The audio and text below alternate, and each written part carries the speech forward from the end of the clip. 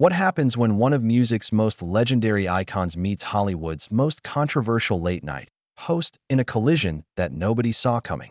You won't believe what unfolds when decades of entertainment industry tension finally reaches its breaking point on live television. This is the story of how a routine promotional appearance turned into the most explosive confrontation in late-night television history, leaving audiences stunned and social media in absolute chaos. Before we get into this incredible story, make sure you hit that subscribe button and drop a comment below because you're not going to believe what unfolds. The atmosphere in Studio 6A was electric as the show's production team made final preparations for what was supposed to be a standard celebrity interview. Cher had arrived at the studio earlier that evening to promote her latest memoir, a deeply personal account of her journey through the music industry spanning over 6 decades. The book had been making headlines for its unflinching honesty about the entertainment business's treatment of female artists, particularly during the earlier years of her career when sexism and ageism ran rampant in Hollywood. Behind the scenes, tensions were already simmering. Multiple sources within the production crew later revealed that there had been disagreements about the interview's direction from the moment Cher's team arrived. Her publicist had specifically requested that certain topics be considered off-limits, including recent comments she had made about the entertainment industry's continued struggles with gender equality and her pointed criticism of how older female performers are often marginalized in favor of younger acts. The host, however, had apparently made it clear to his producers that he intended to steer the conversation toward more provocative territory. Staff members overheard heated discussions in the green room, with Cher's team expressing concern about the host's reputation for blindsiding guests with uncomfortable questions designed more for viral moments than genuine conversation. The legendary performer, known for her fierce independence and refusal to be controlled by industry executives throughout her career, was reportedly growing increasingly frustrated with what she perceived as attempts to manipulate the interview. Before it even began, the cameras began rolling and the familiar late-night television routine commenced. Viewers at home had no idea they were about to witness television history in the making. The show opened with its typical monologue, but industry insiders noted that the host seemed more aggressive than usual, making several pointed jokes about aging celebrities who refused to gracefully step aside for the next generation.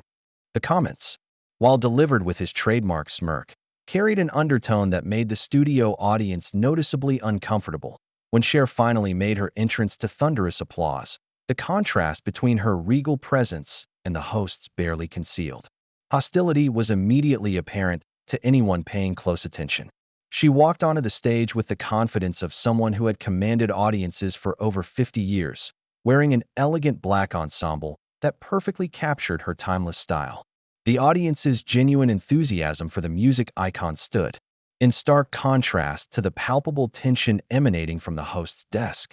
The interview began innocuously enough, with standard questions about her memoir and reflections on her extraordinary career.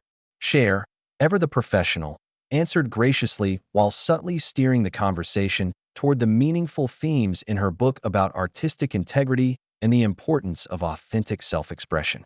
She spoke eloquently about the challenges she had faced as a woman in an industry dominated by men who often tried to control every aspect of her image and career decisions. However, as the interview progressed, the host's questions became increasingly pointed and personal. He began pressing her about specific relationships mentioned in the book, asking intrusive questions about her romantic life with a persistence that made both Cher and the studio audience visibly uncomfortable.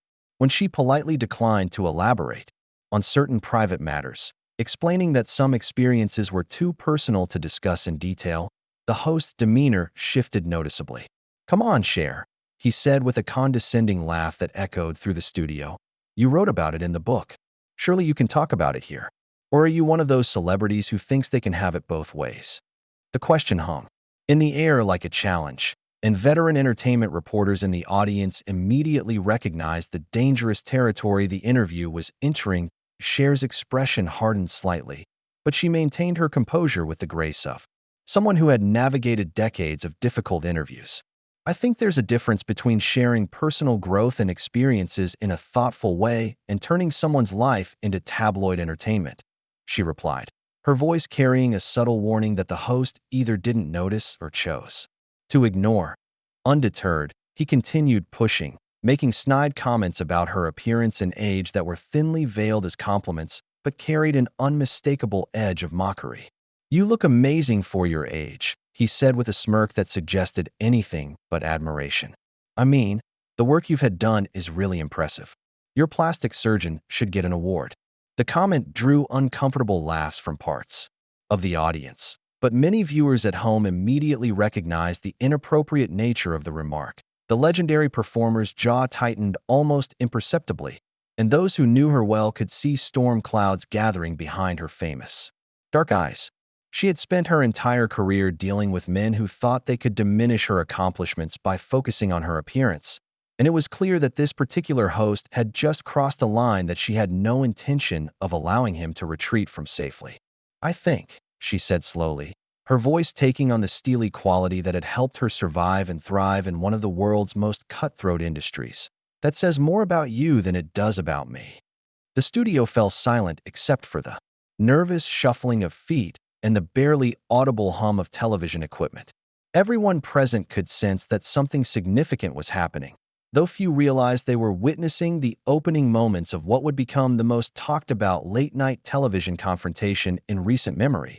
But this was only the beginning, and what happened next would leave everyone in the studio questioning everything they thought they knew about live television boundaries. The host, apparently emboldened by what he mistook for a weak response, decided to double down on his aggressive approach. He leaned back in his chair with the smug confidence of someone who believed he had successfully rattled one of entertainment's most formidable figures. "Oh, come on now," he said with a dismissive wave of his hand. "Don't get all sensitive on us. We're just having fun here. You're a tough girl, right? You can handle a little teasing." The condescending tone in his voice was unmistakable, and the use of the word girl to describe a woman with decades of groundbreaking achievements sent ripples of discomfort through the studio audience. Several people in the front rows were visibly cringing, and the production crew behind the cameras exchanged worried glances as they realized their host was venturing into increasingly dangerous territory. Cher's response was measured but carried the weight of someone who had reached the absolute limit of her patience. "I'm not a girl," she said, her voice cutting through the studio's awkward silence like a blade. "I'm a 77-year-old woman who has been in this business longer than you've been alive, and I've earned the right to be treated with basic respect." The controlled fury in her delivery made it clear that she was no longer playing along with what she viewed as juvenile attempts at provocation, rather than recognizing the warning signs and attempting to steer the interview back to safer ground. The host made the catastrophic decision to escalate further. He rolled his eyes dramatically and let out an exaggerated sigh that was clearly intended to mock her response. "There you go, playing the victim card," he said with a sneer that would later be analyzed frame by frame across social media platforms. "I thought you were supposed to be this tough, independent woman. Turns out you're just another celebrity who can't handle a little honest commentary." The words hung in the air like a toxic cloud, and the studio atmosphere became so tense that several audience members later described feeling physically uncomfortable. Behind the cameras, producers were frantically gesturing to their host, trying to signal him to back off, but he was either oblivious to their concerns or deliberately ignoring them in pursuit of what he apparently believed would be compelling television. Cher sat perfectly still for a moment, her dark eyes fixed on the host with an intensity that made several people in the studio genuinely fearful of what might happen next. When she finally spoke, her voice carried the controlled fury of someone who had spent decades dealing with men who mistook her professionalism for weakness. "Victim card?" she repeated slowly, each word dripping with incredulous anger. "Let me tell you something about victims, you arrogant little man." The use of little man was delivered with such precision and venom that it felt like a verbal slap across the face. The host's smug expression faltered for the first time since the interview began, and viewers at home could see him physically recoil as the full force of Cher's personality finally revealed itself. This was no longer a promotional interview, gone slightly off track. This had become a genuine confrontation between two people with fundamentally different views of what constituted acceptable behavior. I've been dealing with condescending men like you my entire career, Cher continued, her voice rising slightly, but maintaining perfect control. Men who think they can diminish accomplished women by making jokes about their age, their appearance, their right to exist in spaces where they've earned their place through talent and hard work. You sit there in your little chair, making your little jokes, thinking you're clever, but all you're really doing is showing everyone exactly who you are. The host's face was now visibly flushed, and his earlier confidence had completely evaporated. He attempted to regain control of the situation by interrupting her, but Cher was just getting started. "I'm not finished," she said firmly, holding up her hand in a gesture that commanded immediate silence. "You want to talk about honest commentary? Let's have some honest commentary." What followed was a masterclass in controlled demolition as Cher systematically dismantled everything the host represented. She spoke about the entertainment industry's long history of using women's achievements as punchlines, about the way successful female performers are consistently treated as curiosities rather than artists, and about the particular cruelty of men who build their careers on tearing down others rather than creating anything meaningful themselves. "You've made a career out of mocking people who are more talented, more successful, and frankly more interesting than you'll ever be," she said, her words hitting with surgical precision. "And the sad part is, you probably think that makes you clever. It doesn't make you clever. It makes you small." The final word was delivered with such contempt that several audience members audibly gasped. The host, now clearly rattled and desperate to regain some semblance of control, made what would prove to be his final and most catastrophic mistake. He stood up from behind his desk, pointing an accusatory finger at Cher, while his voice cracked with barely controlled rage. "How dare you come on my show and lecture me about respect when you've spent your entire career parading around half-naked, trading on your sexuality instead of any real talent?" The studio erupted in a mixture of gasps, boos, and scattered nervous laughter as the host's mask finally slipped completely. This wasn't television entertainment anymore. This was a personal attack delivered with the kind of viciousness that revealed years of underlying resentment and misogyny. Production assistants were now openly panicking, frantically trying to figure out how to handle a situation that had spiraled completely beyond their control. Cher rose from her chair with the regal dignity of someone who refused to be intimidated by a man having what was essentially a televised tantrum. Her response would be remembered as one of the most devastating takedowns in television history, but more importantly, it would mark the moment when the entertainment industry's tolerance for this kind of behavior finally reached its breaking point. The confrontation was about to reach its explosive climax, and nobody in that studio was prepared for what Cher would unleash next. For a moment that seemed to stretch into eternity, Cher stood in absolute silence, her piercing gaze fixed on the host who had just revealed the depths of his contempt. The studio was so quiet that the only sounds were the mechanical hum of cameras and the barely audible breathing of an audience that had forgotten they were watching what was supposed to be entertainment. When she finally spoke, her voice carried the accumulated power of 7 decades of experience dealing with men who had underestimated her. "Half-naked?" she repeated, her tone dripping with dangerous calm. "Trading on sexuality instead of talent?" She took a step closer to his desk, and the host instinctively backed away, finally beginning to understand that he had awakened something far more formidable than he had bargained for. "Let me educate you about something, you pathetic excuse for a human being." The words hit the studio like lightning, and several audience members later described feeling as though they were witnessing history being made in real time. Cher's voice rose to fill every corner of the space, commanding attention with the same power that had captivated audiences for more than 50 years. "I have sold over 100 million records worldwide. I have won an Academy Award, a Grammy, an Emmy, and 3 Golden Globes. I have had #1 hits in 6 consecutive decades, something that no other artist in history has accomplished. I have built a career that has spanned generations, influenced countless performers, and brought joy to millions of people around the world."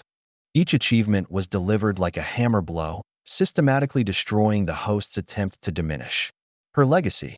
"And you," she continued, turning her full attention back to the increasingly pale figure behind the desk. "You are a failed comedian who makes his living by humiliating people who are infinitely more accomplished than you will ever be. You think making jokes about my appearance makes you relevant? You think attacking successful women makes you a man? All it makes you is a bully who peaked in high school and never got over it." The host's mouth opened and closed soundlessly. His earlier bravado completely evaporated in the face of Cher's verbal onslaught. He looked around desperately for support from his production team, but found only horrified faces staring back at him. Even his most loyal staff members were visibly appalled by what they had witnessed. "You want to talk about trading on sexuality?" Cher's voice took on a mocking tone that cut through the studio like a razor. "You've built your entire career on being crude, juvenile, and deliberately offensive because you lack the intelligence to be genuinely funny. You punch down at people because you don't have the talent to punch up. You are everything that is wrong with this industry, and frankly, everything that is wrong with men like you." The audience began to murmur among themselves, and several people started clapping, tentatively at first, but then with growing enthusiasm. The sound of applause building in support of Cher seemed to physically pain the host, who slumped back in his chair as though he had been struck. "I have survived in this business for over 50 years by being better than men like you," Cher declared, her voice now carrying the full weight of her legendary status. "I have outlasted every critic, every doubter, every small-minded person who thought they could break me down. And I will outlast you too, because talent endures while mediocrity fades into obscurity where it belongs." The host made one final, desperate attempt to salvage his dignity. "This is my show," he said weakly, his voice barely audible over the growing murmur of the audience. "You can't talk to me like this on my own show." Cher's laugh was sharp and utterly without humor. "Your show?" she said incredulously. "This isn't a show anymore. This is a public demonstration of your complete lack of character, professionalism, and basic human decency. And you're right about one thing: I don't have to stay here and listen to any more of your pathetic attempts at relevance." With that declaration, she began removing her microphone with deliberate, measured movements that somehow conveyed more authority than any words could have. The simple act of unclipping the small device became a statement of power, a refusal to participate any longer in what she clearly viewed as a degrading spectacle. "Ladies and gentlemen," she announced, turning to address the studio audience directly while completely ignoring the host's presence, "I apologize that you had to witness this embarrassing display of unprofessionalism. You deserve better entertainment than watching a grown man have a tantrum because he can't handle being in the presence of someone who has actually accomplished something meaningful." The audience erupted in sustained applause, with many people rising to their feet in a spontaneous standing ovation. The sound was thunderous, completely drowning out any attempt the host might have made to respond. Production assistants stood frozen, unsure whether they should cut to commercial, continue filming, or simply pretend this nightmare wasn't happening on live television. Cher placed her microphone on the coffee table with a decisive click that seemed to echo through the studio despite the ongoing applause. She smoothed her elegant black outfit, gathered her purse, and began walking toward the exit with the same regal bearing she had displayed when entering. Every step was measured and purposeful, radiating the confidence of someone who knew she had just delivered a masterclass in how to handle bullies. As she reached the edge of the stage area, she paused and turned back one final time. The studio fell silent again, everyone holding their breath to hear what final words this legend might have for the man who had so spectacularly underestimated her. "And for the record," she said, her voice carrying clearly through the hushed studio, "I've never traded on anything but pure talent, hard work, and the refusal to let small men like you convince me I was anything less than extraordinary." Her smile was razor-sharp and utterly confident. "Something you should consider trying sometime." With that devastating final blow, Cher turned and walked out of the studio, leaving behind a host whose face had gone completely white, an audience still processing what they had witnessed, and a production crew scrambling to figure out how to fill the remaining time in what had become the most talked-about television disaster in recent memory. The heavy studio doors closed behind her with a resounding thud that seemed to punctuate the end of not just an interview, but an era. In those final moments, everyone present understood they had witnessed something unprecedented. The moment when one of entertainment's most beloved icons had finally said what millions of people had been thinking about bullies masquerading as entertainers. The silence that followed her exit was deafening, broken only by the host's labored breathing and the distant sound of Cher's heels clicking confidently down the hallway, growing fainter with each step until she disappeared into the night, leaving behind a legacy moment that would be discussed, analyzed, and celebrated for years to come.